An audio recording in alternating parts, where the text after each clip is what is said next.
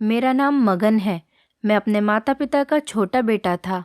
मेरे बाद मेरे पिता का कोई सहारा नहीं था। मेरी माँ का अभी 1 महीने पहले ही देहांत हुआ था। माँ के मर जाने के बाद घर में बहुत परेशानियाँ आ गई थी। इधर पिताजी भी बीमार रहने लगे थे। मेरी उम्र अभी सिर्फ 19 साल की थी। मैं पढ़ाई कर रहा था।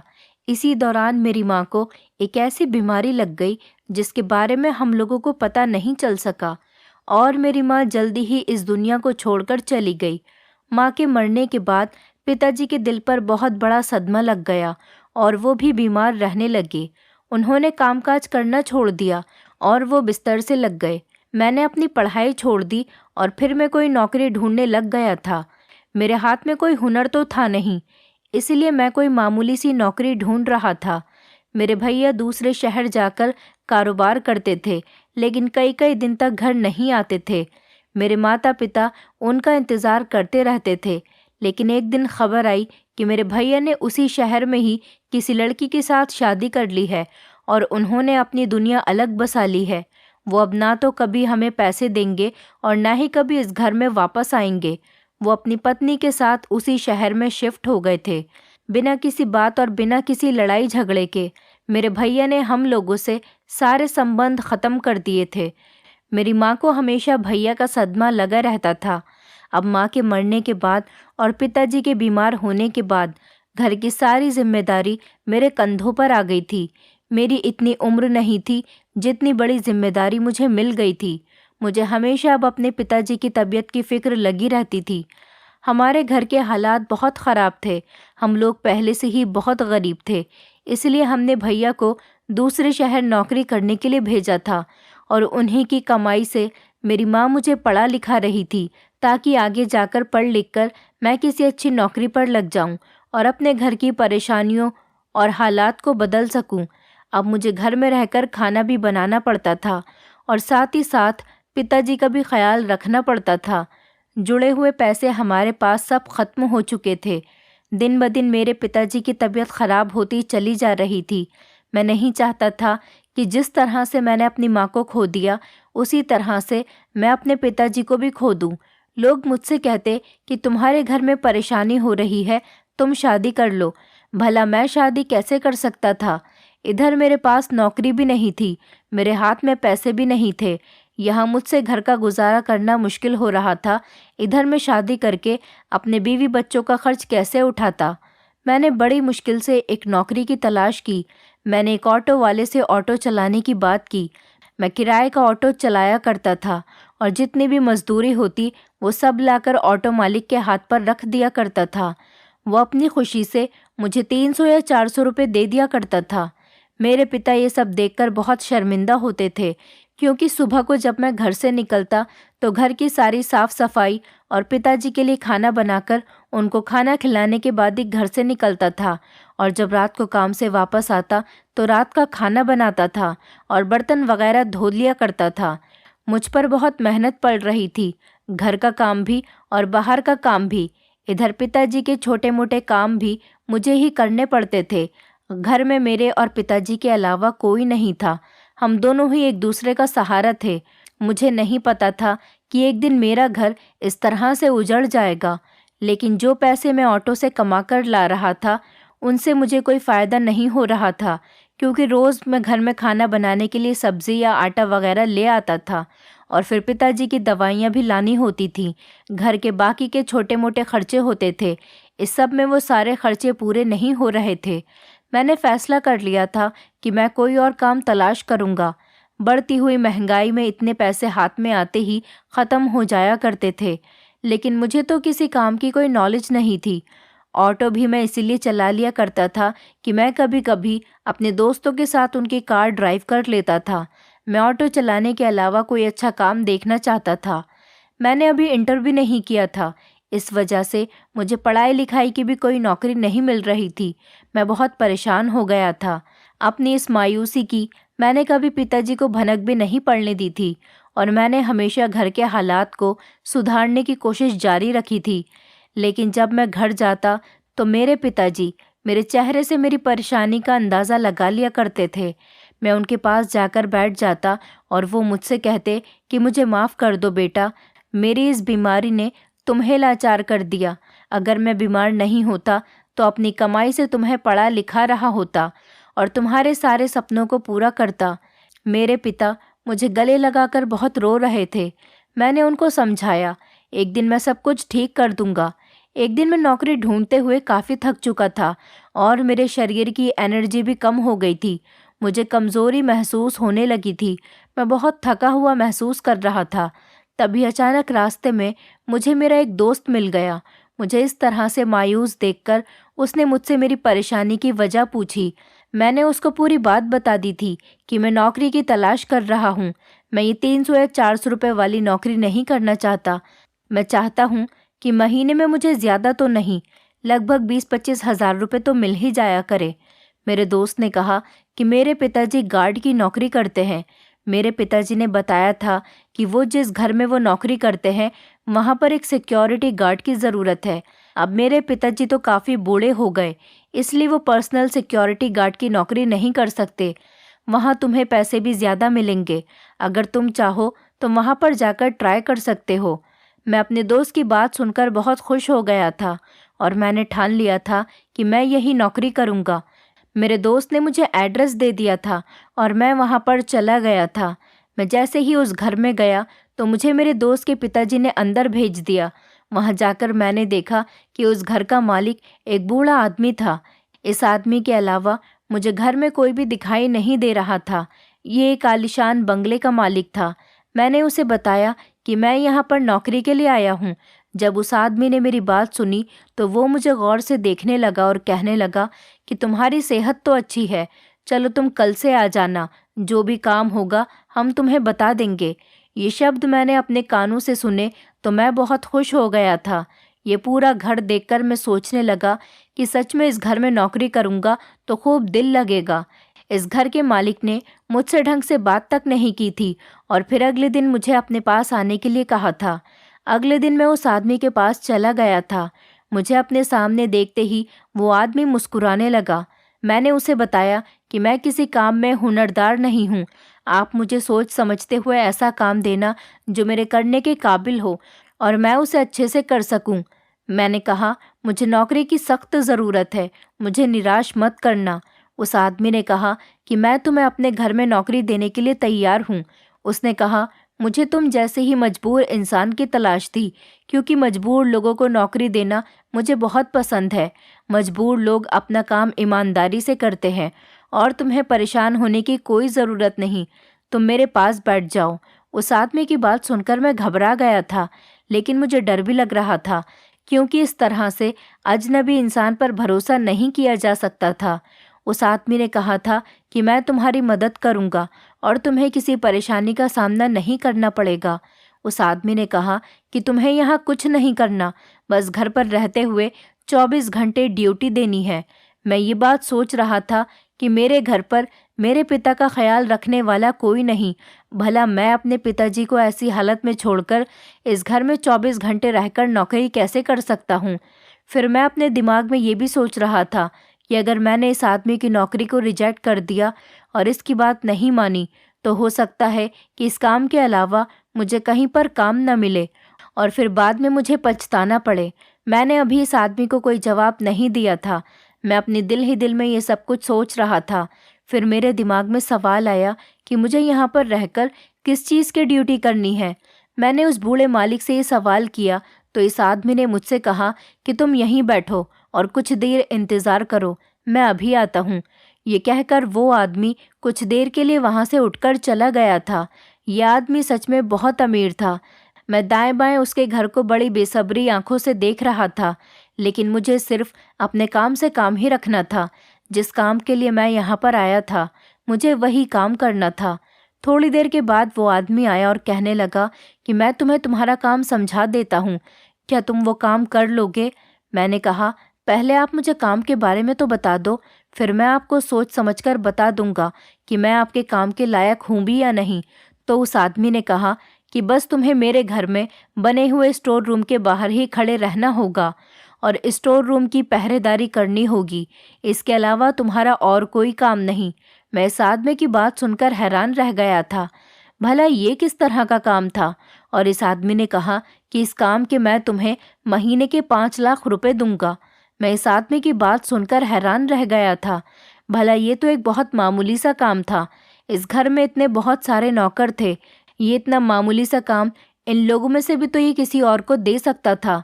मुझे कुछ गड़बड़ी का एहसास होने लगा था। क्या सिर्फ एक स्टोर रूम की पहरेदारी करने के मुझे 5 लाख रुपए मिलेंगे? मुझे तो ये काम गैर कानूनी लग रहा था। ज़रूर ये आदमी स्टोर रूम के अंदर कोई गैर कानूनी सामान रख रहा होगा, तभी तो मुझे इस काम में इन्वॉल्व कर रहा था। मैं बहुत साधारण और गरीब लड़का था। मैं इन झंझटों में नहीं पड़ना चाहता था। मुझे पैसे से ज़्यादा अपनी इज्जत प्यारी थी। मैं इस तरह का काम हरगिज़ नहीं कर सकता था। मैंने उस आदमी से साफ इनकार कर दिया और कहा कि मैं कभी भी ये काम नहीं करूँगा। वो आदमी मुझ पर ज़ोर ज़ोर से चिल्लाने लगा और कहने लगा कि फिर तुम मेरा टाइम क्यों ख़राब कर रहे हो? तुम्हारे जैसे मेरे पास नौकरी पर रखने के लिए बहुत सारे लड़के हैं। तुम्हें ये नौकरी नहीं करनी, मत करो। निकल जाओ मेरे घर से। उस आदमी के कहने पर मैं उसके घर से निकलकर आ गया था। घर आने के बाद मैंने अपने पिता को इस बारे में कुछ नहीं बताया था, लेकिन मेरे चेहरे पर परेशानी बढ़ती जा रही थी, क्योंकि ना तो मुझे कोई काम मिल रहा था और घर के हालात भी दिन ब दिन खराब होते जा रहे थे। ऑटो वाले मालिक से तो मैं 2-3 दिन पहले ही काम पर जाने के लिए मना कर चुका था। मैंने उसे कहा था कि अगर मेरे पैसे बढ़ाना चाहते हो तो मैं ये काम करूँगा, वरना मैं इतने कम पैसों में ऑटो नहीं चला सकता। उस आदमी ने मुझे नौकरी से निकाल दिया। उसे मेरे पैसे नहीं बढ़ाने थे। पिताजी की तबीयत तो बहुत ज़्यादा ख़राब रहने लगी थी। घर में लाइट का बिल भी देना था। खाना बनाने के लिए राशन भी ख़त्म हो गया था। कई बार तो मेरे दिमाग में ये ख्याल आया कि मैं उस आदमी के पास चला जाता हूँ। उसने तो सिर्फ मुझे स्टोर रूम की पहरेदारी का काम ही दिया था, और इस स्टोर रूम में जो कुछ भी होता है, मुझे इस बात से कोई मतलब नहीं होना चाहिए था। मुझे तो सिर्फ अपने काम से ही मतलब रखना चाहिए और पैसों से। लेकिन मुझे हमेशा अपनी इज्जत की फिक्र होने लगती थी, क्योंकि अमीर लोग अपने फ़ायदे के लिए गरीब लोगों को अपने गलत काम का निशाना बनाकर सारा इल्ज़ाम उन पर लगाकर उनको फंसवा भी देते हैं। इसलिए मुझे उस आदमी पर ज़्यादा विश्वास नहीं हो रहा था और मेरा दिल इस काम के लिए नहीं मान रहा था। इसी तरह काफ़ी दिन गुजर गए थे। एक दिन मैं किचन में खाना बना रहा था, तभी अचानक मुझे कुछ गिरने की आवाज़ आई। जैसे ही मैं भागकर अपने पिताजी के कमरे की तरफ गया तो देखा कि पिताजी ज़मीन में बेहोश पड़े हुए थे। पिताजी की तबीयत अचानक बहुत ख़राब हो गई थी। मैं घबरा गया था और जल्दी से पिताजी को गोद में उठाकर बेड पर लेटा दिया। पिताजी का चेहरा पीला हो रहा था। उनकी हालत देखकर मुझे कुछ भी समझ में नहीं आ रहा था कि मैं क्या करूं। पिताजी के हाथ पैर भी ठंडे हो रहे थे। मैं घर में अकेला था और इस टाइम रात के 10 बज रहे थे। मैंने घर से बाहर निकलकर देखा तो मुझे कोई दिखाई नहीं दिया। मैं जल्दी से रोड पर गया और जाकर मैं ऑटो लेकर आया। पिताजी को मैंने ऑटो में बिठाया और उन्हें अस्पताल लेकर चला गया। मेरी आंखों से लगातार आंसू आ रहे थे। मेरी कुछ भी समझ में नहीं आ रहा था कि मैं क्या करूं। मेरी जेब में पैसे भी नहीं थे। डॉक्टर बिना पैसों के पिताजी को देख नहीं रहे थे। मैंने अस्पताल वालों से बहुत रिक्वेस्ट की कि मैं कल उनको पैसे लाकर दे दूंगा। अभी मेरे पास पैसे नहीं हैं। अभी वो मेरे पिताजी का इलाज शुरू कर दें। मैं दिन निकलते ही उनको पैसे लाकर दे दूंगा। तभी एक अमीर आदमी कहने लगा, बेटा क्या बात है, इतने परेशान क्यों नजर आ रहे हो? तो मैंने उनको अपनी परेशानी के बारे में बता दिया। उन्होंने मुझे कुछ पैसे दिए और कहा कि अपने पिता का इलाज करवा लो। वो बहुत भला इंसान था। हर अमीर इंसान गलत नहीं होता। ये बात मेरे दिमाग में बैठ गई थी। मैंने जल्दी से डॉक्टर को पैसे दिए। मेरे पिताजी का इलाज शुरू हो गया था। काफ़ी दिनों से पिताजी को दवाई नहीं मिल पा रही थी। इस वजह से उनकी तबीयत बहुत ज़्यादा ख़राब हो गई थी। मेरे पिताजी को इमरजेंसी में एडमिट कर लिया गया था। पिताजी का इलाज शुरू हो गया तो धीरे धीरे उनकी गंभीर हालत कंट्रोल हो चुकी थी। डॉक्टर ने मुझे अपने केबिन में बुलाया और कहा कि आपके पिताजी का इलाज अभी 6 महीने तक चलना है। अगर इलाज इस बीच रोक दिया गया तो आपके पिताजी को दोबारा से दौरा पड़ सकता है। अगर आपके पिताजी का इलाज नहीं हुआ तो ये अपनी ज़िंदगी से हार सकते हैं। ये बात सुनकर तो मेरा पूरा शरीर कांप गया था और मैंने उसी टाइम पर फैसला कर लिया था कि जो काम मैं इतने दिनों से नहीं कर रहा था, अब मैं वही काम करूँगा और उस आदमी के पास जाऊँगा। उसने जिस काम के लिए मुझे ऑफ़र की थी, मैं उसकी ऑफ़र एक्सेप्ट कर लूँगा, क्योंकि इसके अलावा मेरे पास और कोई दूसरा रास्ता भी तो नहीं था। मैंने सोच लिया था कि जो होगा देखा जाएगा। अपने पिताजी की ज़िंदगी बचाने के लिए मुझे कुछ तो करना ही पड़ेगा। जैसे तैसे रात गुजर गई थी। अगले दिन सुबह होते ही पिताजी को अस्पताल में छोड़कर मैं उस आदमी के पास चला गया था और पिताजी से कहकर आया था कि वो अपना ख्याल रखें। मैं किसी काम के लिए बाहर जा रहा हूँ, थोड़ी देर में आ जाऊँगा। मैं इस आदमी के बंगले पर चला गया था। इस आदमी के पास जाते हुए मुझे बहुत शर्मिंदगी महसूस हो रही थी। इस टाइम तो मुझे इस शर्मिंदगी का सामना करना ही था। मैं उसके सामने जाकर खड़ा हो गया और मैंने अपना सर झुका लिया था। मुझे बीच में किसी गार्ड ने नहीं रोका था, क्योंकि गार्ड अंकल मेरे दोस्त के पिता थे।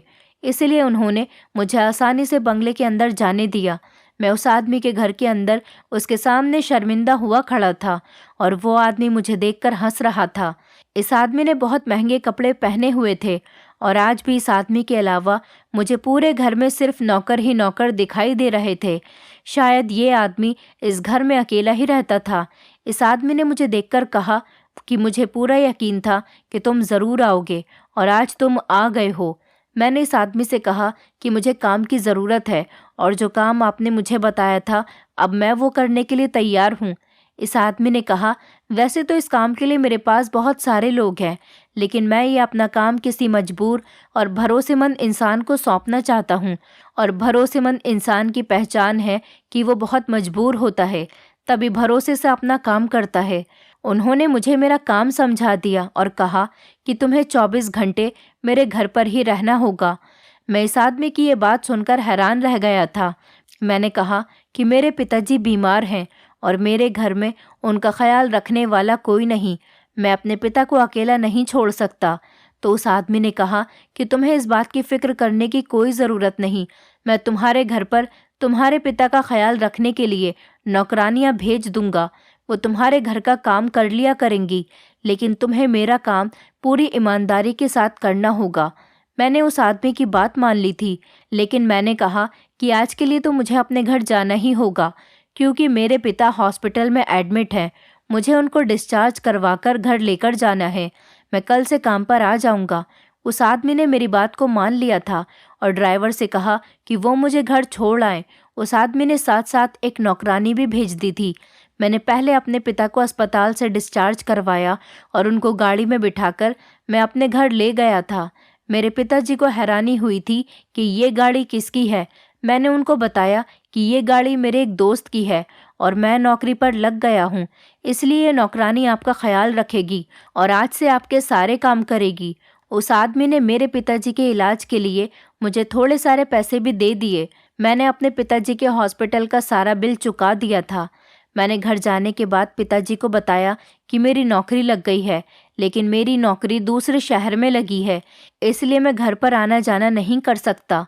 मेरे पिताजी ने जब ये बात सुनी तो वो कहने लगे कि तुम्हें दूसरे शहर में नौकरी करने की कोई ज़रूरत नहीं, दूसरे शहर में काम करने की मैं तुम्हें कभी भी परमिशन नहीं दे सकता। तुम्हें जैसा भी करना है, जो भी करना है, यहीं पर रहकर मेरी नज़रों के सामने रहकर करो। मेरा तुम्हारे अलावा कोई नहीं, भला तुम्हारे बिना मैं इस घर में कैसे रहूँगा। पिताजी का ख्याल था कि जैसे मेरे बड़े भैया शहर जाकर कभी वापस नहीं आए थे, इसी तरह वो मुझे भी खो देंगे और मैं भी कहीं दूसरे शहर जाकर अपनी अलग दुनिया बसा लूँगा और अपने पिताजी को भूल जाऊँगा। मैंने अपने पिताजी को यकीन दिलाया कि ऐसा कुछ भी नहीं होगा और ये कड़वा घूंट आपको पीना ही पड़ेगा, क्योंकि आपकी हालत अब बहुत ज़्यादा सीरियस है। इसके लिए मुझे पैसे कमाने होंगे, तभी आपका आगे जाकर इलाज हो सकेगा और फिर आप यहाँ पर अकेले नहीं हो। आपका ख्याल रखने के लिए मैंने इस नौकरानी को रख दिया। ये नौकरानी आपको टाइम से खाना खिलाया करेगी और आपका ध्यान रखेगी और आपको टाइम से दवाई दिया करेगी।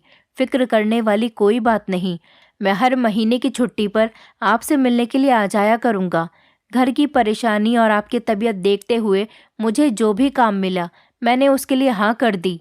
मेरे पिताजी कहने लगे, अच्छा चलो ठीक है, लेकिन तुम मुझसे फ़ोन पर बातें करते रहना, मुझे तसल्ली रहेगी और बस अपने बूढ़े बाप को भूल मत जाना। मैंने अपने पिताजी को यकीन दिलाया कि मैं आपको कभी नहीं भूलूंगा। मैं वैसा बिल्कुल नहीं करूँगा जैसा भैया ने किया, और मैं इस नौकरी के लिए भी तो अपने पिताजी के लिए ही तैयार हुआ था। अगले दिन मैं इस आदमी के बंगले पर आ गया था। इस आदमी ने मुझे स्टोर रूम के आगे पहरेदारी करने पर कुछ शर्तें और नियम बताए थे। उन्होंने बताया कि तुम्हें स्टोर रूम के बाहर 24 घंटे पहरा देना है। मुझे इस घर के नौकरों पर बिल्कुल भरोसा नहीं। मैं चाहता हूँ कि इस स्टोर रूम में कभी कोई भी दाखिल न हो और ना ही कोई इस स्टोर रूम से बाहर आए। ऐसा मैं इसलिए कर रहा हूँ क्योंकि मैं सारा दिन अपने ऑफिस में रहता हूँ। पिछले कुछ दिनों पहले मेरे घर के ही एक नौकर ने मेरे साथ गद्दारी की थी। वो तो अच्छा था कि मैंने घर में सीसीटीवी कैमरास लगाए हुए थे और मुझे पता चल गया था कि कौन मुजरिम है। उसके बाद मैंने उसे बहुत कड़ी सज़ा दी थी। तभी से ही मुझे अपने घर के नौकरों पर भरोसा नहीं, इसलिए मैंने अलग से तुम्हें इस नौकरी पर रखा है। अगर तुमने कोई भी गलती करने की कोशिश की तो तुम सोच लेना कि मैं कितना पावरफुल इंसान हूँ। मैं तुम्हारे पूरे परिवार को बर्बाद कर सकता हूँ, इसलिए मेरे साथ कभी भी गद्दारी करने के बारे में मत सोचना। मैं उस आदमी की बात को अच्छी तरह से समझ गया था। मेरा खाना पीना नौकरानी के हाथ मुझे स्टोर रूम के बाहर ही भिजवा दिया जाता था। वो आज भी मुझे सब कुछ समझाने के बाद अपने ऑफिस चला गया था। स्टोर रूम के बाहर मेरे बैठने के लिए एक कुर्सी रखी हुई थी। मैं उस कुर्सी पर बैठ गया था। इस तरह मैंने अपना काम करना शुरू कर दिया था। मैं ड्यूटी पर था और मैं 2-3 घंटे तक बैठे बैठे ही थक गया था, क्योंकि ना ही यहाँ पर कोई और काम था। सिर्फ मुझे यहाँ पर बैठकर ड्यूटी देनी होती थी। मैं फ्री बैठे बैठे बोर हो जाता था। मुझे ड्यूटी के टाइम पर मोबाइल चलाना भी अलाउ नहीं था और ना ही इस घर में किसी से बात करना अलाउ था। मैं अपनी ड्यूटी ईमानदारी से कर रहा था। मैं किसी भी नौकर को स्टोर रूम के करीब तक नहीं आने दे रहा था। मेरे सर के ऊपर ही सीसीटीवी कैमरा लगा हुआ था, जिस पर वो आदमी मुझे अच्छी तरह से अपने ऑफिस में बैठा हुआ देख रहा था। रात का टाइम हो गया था और मालिक भी अपने घर पर आ गया था। मालिक जब घर आया तो मुझसे कहने लगा, तुमने अपनी ड्यूटी बहुत अच्छी तरह से निभाई, इसी तरह से आगे भी निभाते रहना। रात हो चुकी थी और मुझे रात के टाइम पर भी यहीं बैठे रहकर ड्यूटी देने का हुक्म था। घर के सारे नौकर सो गए थे। घर में पूरी तरह से शांति छाई हुई थी, लेकिन अचानक ही मुझे स्टोर रूम के अंदर से कुछ अजीबोगरीब आवाज़ आने लगी थी। मैं आवाज़ों को सुनकर बहुत डर रहा था। मैंने भागते हुए मालिक के कमरे पर दस्तक दी। मालिक परेशान होकर दरवाज़ा खोलने आया। मैंने उससे कहा कि कमरे के अंदर से किसी औरत के चीखने की आवाज़ आ रही है। वो आदमी मेरी तरफ देखकर मुस्कुराने लगा और कहने लगा कि तुम्हारा काम सिर्फ ड्यूटी करने का है। काम करते हो, चुपचाप काम करते रहो। इसके अलावा किसी तरह का कोई सवाल जवाब करने की कोई ज़रूरत नहीं। मैं उस आदमी की बात सुनकर खामोश हो गया था। इसी तरह बार बार कमरे के अंदर से चीखने की आवाज़ें आ रही थी। ये आवाज़ें किसी लड़की की आवाज़ थी और वो आवाज़ मुझे सोने नहीं दे रही थी। मैं सारी रात उन आवाज़ों को सुनकर डरता रहा था, लेकिन मैं कुछ नहीं कर सकता था क्योंकि मालिक कैमरे से मुझे हमेशा देखता रहता था। मेरी समझ में नहीं आ रहा था कि आखिर इस कमरे से किसी के चिल्लाने की आवाज़ें क्यों आती हैं। जब मैं ज़्यादा थक जाता तो मैं स्टोर रूम के आगे ही थोड़ा बहुत टहल लेता था। लगातार बैठे रहने की वजह से मेरी कमर में दर्द हो जाता था। इस आदमी ने मुझे 24 घंटे ड्यूटी करने का हुक्म दिया था और मैं 2 दिन में ही बुरी तरह से थक चुका था, क्योंकि मुझे आराम नहीं मिल रहा था। इस स्टोर रूम से ना तो कोई बाहर निकलता था और ना ही अंदर जाता था। स्टोर रूम के बाहर मजबूत ताला लगाया गया था, जिसकी चाबी मालिक के पास ही रहती थी। लेकिन इस स्टोर रूम के अंदर सामान नहीं, बल्कि किसी औरत या लड़की को रखा गया था। यहाँ रहते हुए मेरी नींद ही पूरी नहीं हो रही थी। उधर मुझे मेरे पिताजी की बहुत टेंशन लगी हुई थी। वैसे तो नौकरानी उनका बहुत ख्याल रख रही थी, बल्कि मेरे पिताजी का ख्याल रखने के लिए मालिक ने एक नौकर का भी बंदोबस्त कर दिया था, जो मेरे पिताजी को डॉक्टर के यहाँ लेकर आता जाता था। मैं जहाँ पर 3-4 दिन काम करके ही बुरी तरह से थक चुका था, लेकिन इस स्टोर रूम से जो आवाज़ें आ रही थी उनके बारे में सोच सोचकर मैं बहुत ज़्यादा कंफ्यूज हो रहा था। आखिरकार इस स्टोर रूम के अंदर ऐसा भी क्या हो रहा था कि बस हमेशा चिल्लाने की आवाज़ें ही आती रहती थी। मैं सिर्फ ये नौकरी अपने घर के हालात से मजबूर होकर कर रहा था। मैं रोज़ अपने पिताजी से फ़ोन पर बात कर लिया करता था। मेरे पिताजी की तबीयत अब धीरे धीरे ठीक हो रही थी, क्योंकि उनको अब प्रॉपर इलाज मिल रहा था। इसी तरह मुझे यहाँ पर नौकरी करते हुए 1 महीना हो गया था और अपने 1 महीने की सैलरी मैंने अपने पिताजी के पास भेज दी थी। लेकिन मैं रोज़ तलाश में रहता था कि इस स्टोर रूम के अंदर से किसकी आवाज़ें आती हैं। मैं सब कुछ जानना चाहता था, पर अभी तक मुझे ऐसा कोई मौका नहीं मिल रहा था। अभी तक ना तो मैंने किसी को इस स्टोर रूम में आते हुए देखा था और ना ही बाहर जाते हुए, पर मुझे आवाज़ें लगातार आ रही थीं। लेकिन मैं हैरान इस बात से था कि इस कमरे के अंदर जो कोई भी था, उसको खाने पीने की चीज़ कब और कैसे दी जा रही थी। एक दिन इस घर के मालिक ने पार्टी ऑर्गेनाइज की थी। घर में बहुत शोर शराबा हो रहा था, बहुत सारे मेहमान भी आए हुए थे।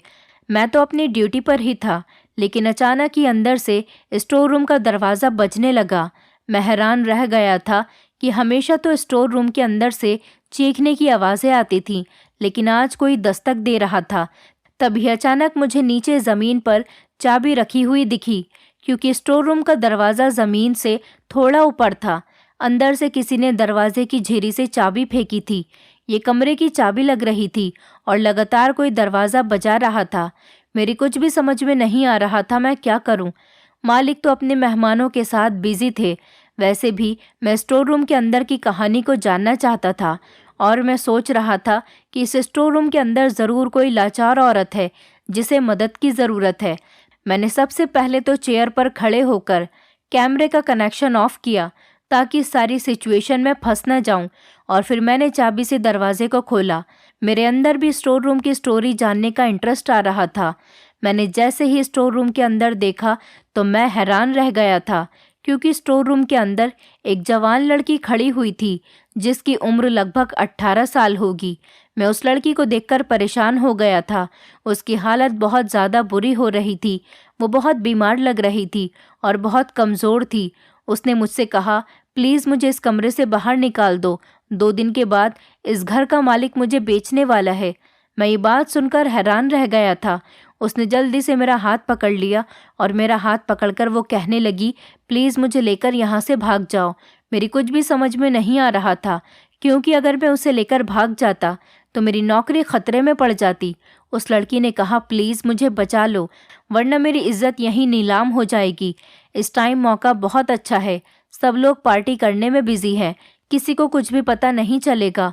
मैं उस लड़की के साथ वहाँ से भाग गया था और वो लड़की भागने के बाद मुझे एक वीरान जगह पर लेकर चली गई।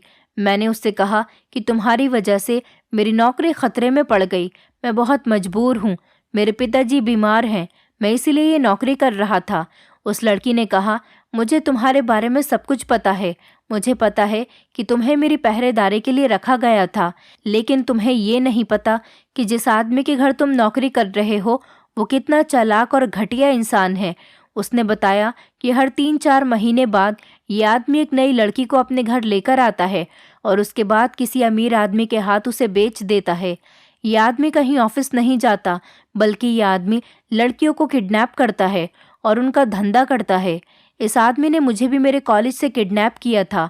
मेरे फादर बहुत अमीर आदमी हैं, उन्होंने ज़रूर मुझे हर तरफ ढूंढने की कोशिश की होगी। मैं रोज़ रात को भागने की कोशिश करती थी, लेकिन पीछे के दरवाजे से ये आदमी रोज़ मुझे टॉर्चर करने के लिए घर की नौकरानी को भेज दिया करता था। वो नौकरानी मुझे रोज़ मारती पीटती थी, जिस वजह से मेरे चिल्लाने की आवाज़ें निकलती थी। मुझे पता चला था कि सिर्फ 2 दिन की बात है, 2 दिन बाद मुझे मेरे ठिकाने पर भेज दिया जाएगा। और तुम्हें पता है, आज पार्टी में सारे शहर के बड़े से बड़े बिगड़े हुए लोग आए हैं जिनको लड़कियों की खरीदारी करनी होती है। ये आदमी लड़कियों को विदेश में सप्लाई करता है। 2 दिन के बाद मैं भी विदेश में किसी अमीर आदमी के हाथों में बेच दी जाने वाली थी। ये बूढ़ा आदमी हर दिन मुझे देख लेने के लिए स्टोर रूम के अंदर पीछे के दरवाजे से आ जाता था। आज ये आदमी जब मुझे चेक करने के लिए स्टोर रूम के अंदर आया तो नौकरानी से इसकी अचानक टक्कर हो गई थी और टक्कर होने से इस स्टोर रूम के अंदर वाले दरवाजे की चाबी गिर गई थी और वो धोखे से चाबी को वहीं पर छोड़कर चला गया। मैंने मौके का फ़ायदा उठाते हुए उसके जाने के बाद वो चाबी अपने पास रख ली। ये उस दरवाजे की चाबी थी जिस पर तुम ड्यूटी दे रहे थे, इसलिए मैंने फ़ैसला किया कि मैं इशारा करके तुमसे मदद लेने की कोशिश करूँगी, और वही हुआ। तुमने मेरी मदद की, मैं तुम्हारी बहुत बहुत शुक्रगुजार हूँ। अब तुम मेरे साथ चलो, मैं उस लड़की की बातें सुनकर बहुत डर रहा था। मैंने कहा, उस आदमी ने मुझे धमकी दी थी कि अगर मैंने उसके साथ गद्दारी की तो वो मेरे साथ बहुत बुरा करेगा। वो लड़की कहने लगी, तुम्हारे साथ ऐसा कुछ नहीं होगा, तुम मेरे साथ मेरे घर चलो। मेरे पिताजी उस आदमी को अरेस्ट करवा देंगे। मेरे पिताजी नेता हैं और वो इस इंसान को ज़रूर सज़ा दिलवाएंगे। वो लड़की मुझे एक आलीशान बंगले पर ले गई थी। वहाँ जाने के बाद वो अपनी फैमिली से मिली और अपने परिवार से लिपटकर खूब रोई। उसने अपने पिता को सब कुछ सच बता दिया था। उसके पिता ने पुलिस ले जाने के बाद उस बूढ़े आदमी को अरेस्ट कर लिया और उसे कड़ी से कड़ी सज़ा दिलवाई। उस लड़की के पिताजी मुझसे बहुत इम्प्रेस हुए थे। उन्होंने मुझे कुछ रुपए दिए और कहा कि तुमने मेरी बेटी की जान बचाई, मैं इस खुशी में तुम्हें ये पैसे दे रहा हूँ। मैं अपने वो पैसे लेकर घर आ गया था और मैंने उन पैसों से अपने घर के हालात ठीक किए। कुछ दिनों के बाद उस लड़की के पिता मेरे घर पर आए और उन्होंने मुझे अपनी पार्टी में जोड़ लिया और मैं उस लड़की के पिता के घर नौकरी कर रहा था। मुझे हर महीने अच्छी रकम मिल जाती थी और अब मैं ईमानदारी के पैसे कमा रहा था। मेरे पिताजी भी बिल्कुल ठीक हो गए थे। मेरे घर के हालात भी बेहतर हो गए थे। धीरे धीरे अब मेरी ज़िंदगी में खुशियाँ आ गई थीं। लेकिन एक दिन मेरी ज़िंदगी में एक ऐसी खुशी आई जिसके बारे में मैंने कभी सोचा भी नहीं था। मेरा ईमानदारी और मेहनत की लगन से काम देखते हुए उस लड़की के पिता ने अपनी बेटी की शादी मेरे साथ कराने का फैसला किया। मेरे पिताजी तो सुनते ही शादी के लिए तैयार हो गए थे। ऐसा उन्होंने इसलिए किया क्योंकि जो लड़की उस कमरे में बंद थी, मैंने उसे आज़ाद करके उसकी मदद की। वो मेरी इस मदद पर मुझसे बहुत इम्प्रेस हो गई थी और उसे मुझसे प्यार हो गया था। इसी तरह से मेरी शादी उस लड़की के साथ हो गई थी। उसके पिता ने दहेज में मुझे एक बड़ा सा बंगला दिया ताकि उनकी बेटी अच्छी और खुशहाल ज़िंदगी जी सके और मेरा बिजनेस भी सेट हो गया। मेरी ज़िंदगी अब बिल्कुल ठीक हो गई है। मैं अपनी पत्नी और पिता के साथ बहुत खुश हूँ और खुशी खुशी अपनी ज़िंदगी गुजार रहा हूँ। शायद मेरे साथ ऐसा इसलिए हुआ क्योंकि मैंने मौके पर एक मजबूर लड़की की मदद की थी। दोस्तों, उम्मीद करती हूँ आपको हमारी कहानी पसंद आई होगी। कहानी पसंद आई है तो वीडियो को लाइक करें, चैनल पर नए हैं तो चैनल को सब्सक्राइब करें और हाँ, नोटिफिकेशन बेल को ज़रूर दबाएं ताकि अगली अपडेट सबसे पहले आपको मिले।